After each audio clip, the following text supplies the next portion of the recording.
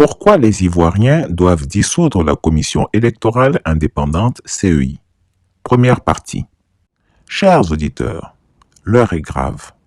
Une trahison sans précédent de la volonté populaire est en train de se jouer en Côte d'Ivoire et cette manœuvre orchestrée se cache sous le masque d'une commission électorale indépendante, CEI, qui n'a d'indépendant que le nom. Cet instrument du régime d'Alassane Ouattara est devenu une machine à écraser la voix du peuple, privant chaque citoyen de son droit sacré de choisir librement son avenir. Les deux questions qui m'ont été posées concernant les deux décisions contradictoires. Quand on ouvre la révision de la liste électorale, la commission électorale écrit au ministère de la Justice pour lui dire le code électoral prescrit qu'à l'occasion de la révision de la liste électorale, il faut qu'on sorte les personnes qui sont décédées, on sorte les personnes qui sont déchues de leurs droits, qui ont perdu leur qualité d'électeur, tout comme les personnes qui sont indûment inscrites sur la liste électorale. Comme c'est vous qui détenez le fichier judiciaire des personnes qui sont déchues de leurs droits civils et politiques, est-ce que vous pouvez nous donner la liste de ces personnes-là? Le ministère s'exécute. Nous écrivons au ministère de l'Intérieur, qui gère l'état civil en Côte d'Ivoire, service qui reçoit les déclarations de décès, est-ce que vous pouvez nous donner la liste des personnes qui sont décédées? Ces deux listes sont confrontées à la liste électorale. Et on sort toutes les personnes décédées qui sont sur la liste électorale et qui se retrouvent sur la liste du ministère de l'Intérieur. Tout comme du ministère de la Justice concernant les personnes qui sont déchues de leurs droits civils et politiques. C'est sur cette base qu'on retire ces personnes-là de la liste électorale. Alors, quand on le fait, dans le cas du président Gbagbo, je ne souhaite pas qu'on focalise nos interventions sur le président Gbagbo, mais bon, si vous m'y amenez, c'est l'actualité, on va le faire. Alors, le président Gbagbo se trouvait donc sur cette liste. Le président Gbagbo étant sur cette liste, la conséquence, c'est sa radiation. Mais je vous dis, M. Bangali, qu'en réalité, notre décision est intervenue avant la saisine de la Cour africaine des droits de l'homme. C'est parce que nous n'avons pas fait droit à la requête des avocats du président Gbagbo qu'ils ont saisi la Cour africaine des droits de l'homme, parce que notre décision radiait le président Gbagbo de la liste électorale. Et la Cour africaine des droits de l'homme, je vous le concède, a pris une décision contraire. Mais, M. Bangali, mais retenez tout simplement que les décisions d'une juridiction internationale ne s'appliquent pas de facto à l'intérieur d'un pays souverain. L'article 30 dit ceci, l'article 30 du protocole instituant la Cour africaine des droits de l'homme dit ceci. Les États partis s'engagent à se conformer aux dispositions et aux décisions de la Cour africaine des droits de l'homme et en assurer l'exécution. Mais pour cela, ce n'est pas la commission électorale qui est partie à ce protocole. Moi, je suis une entité d'un État souverain. Il appartient à la Cour africaine de notifier cette décision à l'État de Côte d'Ivoire. Et l'État de Côte d'Ivoire prend les mesures nécessaires pour l'application et assurer l'exécution de ces décisions. Moi, je sais que cette décision existe, mais je ne suis pas habilité à l'exécuter sans que cette décision ne soit notifiée à l'État. C'est comme ça que ça s'est fait. Voyez-vous, même dans le cadre judiciaire, quand une décision vient d'ailleurs, il faut l'exéquaturer. L'exéquaturer consiste à faire revêtir à la décision son caractère exécutoire sur le territoire national. Moi, je ne peux pas, de facto, même si je le sais, de mon propre mouvement, exécuter cette décision.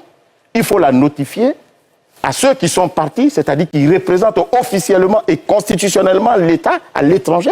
Et ces derniers nous informent de ce qu'il faut exécuter cette décision. C'est comme ça que ça se fait dans un État de droit et ce n'est pas propre à la Côte d'Ivoire.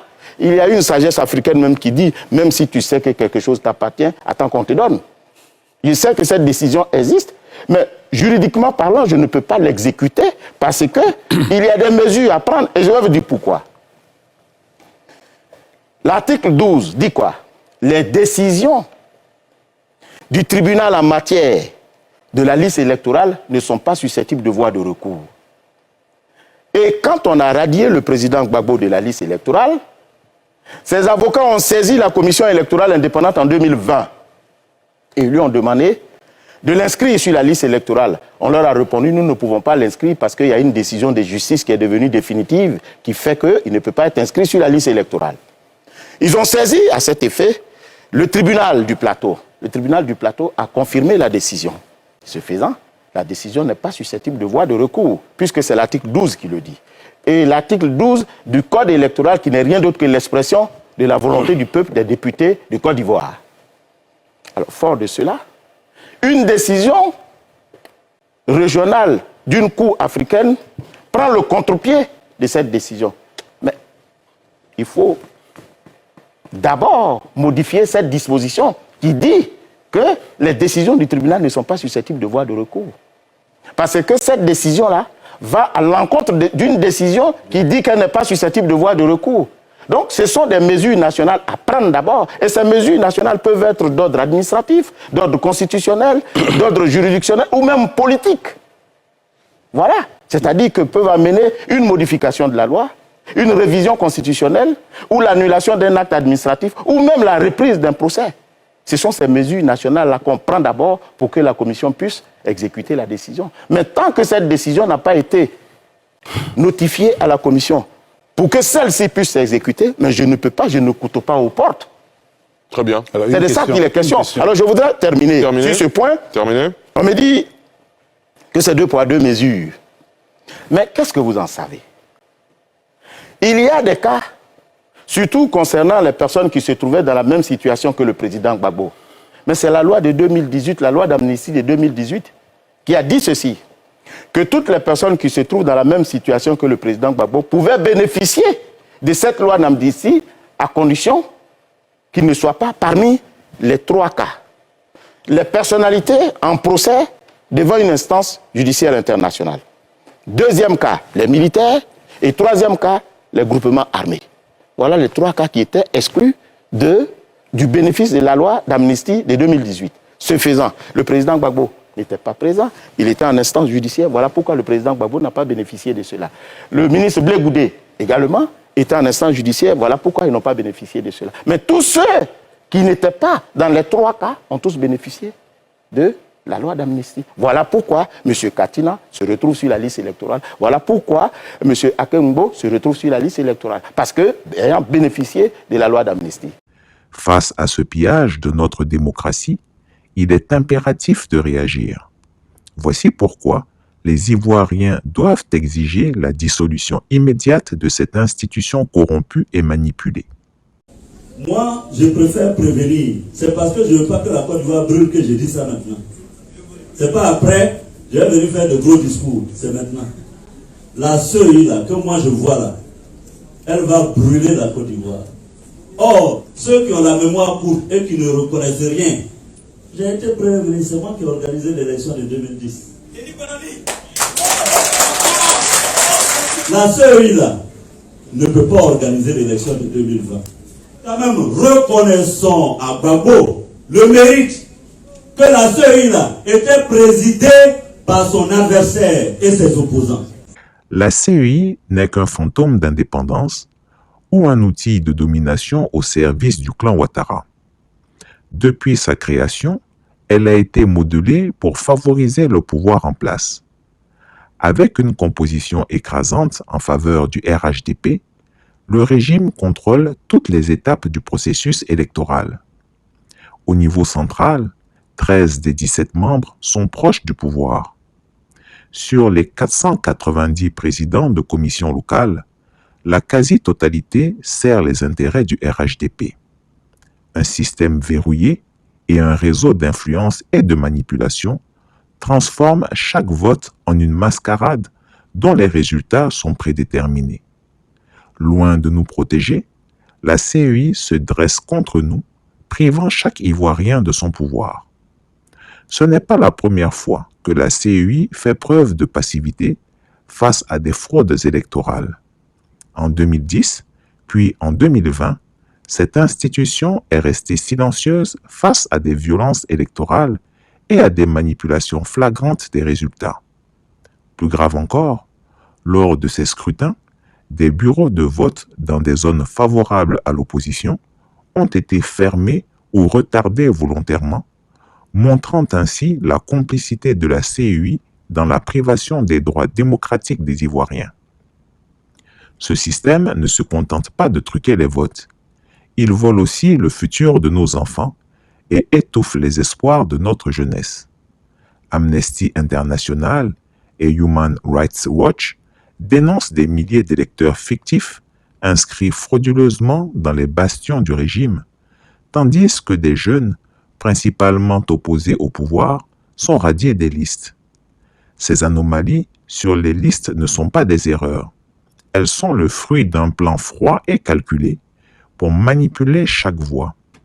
Nous devons protéger la jeunesse, assurer à la jeunesse un avenir où celle-ci n'est pas muselée, où elle peut se lever et faire entendre sa voix sans craindre d'être écrasée par un pouvoir oppressif. Les fraudes ne concernent pas seulement les listes électorales. La CEI limite délibérément l'accès des observateurs internationaux et nationaux à certaines étapes clés du processus électoral, empêchant toute évaluation impartiale. En 2020, la publication des résultats fut également retardée, créant un climat de suspicion. Cette absence de transparence démontre à quel point la CEI est devenue un outil de manipulation à la solde du régime. Pour garder le pouvoir, le régime va jusqu'à marchander la citoyenneté ivoirienne. La nationalité, symbole de notre appartenance, est vendue à ceux qui sont prêts à le soutenir. Selon des enquêtes indépendantes, plus de 100 000 individus non éligibles auraient frauduleusement acquis la nationalité ivoirienne. Ce trafic électoral transforme des étrangers en citoyens de papier pour gonfler le nombre d'électeurs en faveur du pouvoir. C'est-à-dire que je suis venu aujourd'hui vous dire qu'il y a une aubaine qui s'offre à nous. On appelle ça opération spéciale et ça va finir en mars 2025. De quoi s'agit-il? L'État de Côte d'Ivoire fait en sorte, le président a pris un décret, une loi pour faire en sorte que tous les enfants, ivoiriens ou pas, baoulés ou pas, qui existent en Côte d'Ivoire, doivent être déclarés dans les fichiers de l'État civil, de sorte que dans la programmation du développement, ces enfants-là puissent être pris en compte. Quelque temps, on nous a dit, mais le papa même n'a pas pièce d'identité. Il dit, c'est pas grave. On dit, le papa des papas là même n'a pas pièce d'identité. Il dit, c'est pas grave. Tous ceux qui sont dans ce cas-là, avant décembre, pardonnez, quand je vais partir d'ici, je vais laisser une liste. Il faut les enregistrer. Ceux qui n'ont pas papier, leurs papas n'ont pas papier, leurs enfants n'ont pas papier. Vraiment, il faut les enregistrer, eux tous, et puis vous déposez ça à la sous-préfecture. Nous, on va faire le reste de la procédure, aller en justice. On ne vous appelle même pas là-bas. On vous demande juste de nous donner 2 témoins qui peuvent attester qu'effectivement cet enfant-là est né, son père s'appelle comme ça, sa maman s'appelle comme ça, il est dans tel village, il est ivoirien ou il n'est pas ivoirien. Donnez-nous seulement ces informations-là. Nous, on se charge du reste. Et après, c'est gratuit. On vous demande juste de payer le thème pour avoir une copie souvenir. Le jour où il a là, il allait à l'école ou quelque chose comme ça, vous avez donc la pièce d'identité. C'est le premier cas de figure, celui qui n'a jamais été déclaré. Le deuxième cas de figure, celui qui a été déclaré, et puis, il y a longtemps, il n'est pas passé là-bas même pour faire une copie. Quand il va, bon, comme ici, quand nous on est fâchés, c'est l'état civil, on brûle. Quand il va, il n'y a plus de registre. Parce qu'on a brûlé la sous-préfecture, on était fâchés, ou on a brûlé la justice, on était fâchés, il n'y a plus de registre. Mais il y a une vieille copie. Là encore, on dit, c'est même pas grave. Il faut envoyer la vieille copie là. On va rétablir ton identité avec la vieille copie. Ça fait 2 cas de figure. C'est-à-dire, il y a un premier où il n'y a même pas papier. Nous, les sans papier, il n'y a rien du tout. Et puis, il y a un deuxième qui a un vieux papier. Mais on dit, à la mairie, là, il n'y a plus, on ne retrouve pas dans les registres. Ou bien à la sous-préfecture, on ne retrouve pas dans les registres. Venez nous voir. On va rétablir l'identité de la personne, c'est gratuit. Le dernier cas de figure, c'est celui-là qui a eu une première carte d'identité, en fait, qui a été déclarée une première fois quelque part. Et puis comme moi là, on s'est débrouillé pour avancer dans les études, à un moment donné, ça a vieilli, il avait eu un premier diplôme, il a laissé, il allait reprendre quelque part. Il avait 2 noms. Ou bien même, Moi, je connaissais rien. Mon frère s'est débrouillé, il a des diplômes et puis il est mort, j'ai pris ça. Hein? Ça existe, non? Voilà. Ou bien j'ai pris des papiers de quelqu'un et puis j'ai fait mes études avec. Et puis aujourd'hui, j'ai réussi. Le monsieur, il est jaloux. Il dit, c'est mes papiers, ça crée par là. C'est pas grave, tu ne vas pas en prison, il faut venir. Il faut venir, tes diplômes là vont rester tes diplômes. On va prendre ton ancien papier, on va lui donner son papier. Là, il ne va plus faire chantage sur toi. Hein. Sinon, s'il est malade, il va venir te raqueter. S'il a faim, il va venir te raqueter. Quand c'est la rentrée, il va te faire du chantage tout le temps. Mon ami, si tu ne donnes pas là, je vais aller dire que tu n'as plus mes papiers. L'État de Côte d'Ivoire dit ça là. On n'est plus dedans, il n'y a plus palabre ça là. Tellement on veut la cohésion sociale. Vous deux la venez, on va donner pour chacun. Il n'y a pas prison, il n'y a pas palabre. Chacun va avoir sa carte d'identité. Vous gardez vos diplômes, vous gardez votre travail. Mais à partir de mars 2025, ce n'est plus possible. On te prend avec ça, tu vas en prison. Moi, je ne t'accompagne pas chez le procureur. Or, maintenant, là, tu me donnes. Moi-même, je mets ça chez le procureur. Toi, tu n'as rien à voir. Le jour où il sort la décision, je retranscris. Tu viens payer tes 1000 francs, je te donne ta copie. Est-ce qu'on a bien compris? Fin de la première partie. Chris Yapi ne ment pas. Retrouvez Chris Yapi sur ses 2 chaînes YouTube, sa chaîne Rumble, ses comptes TikTok, X, Instagram, VK et Threads.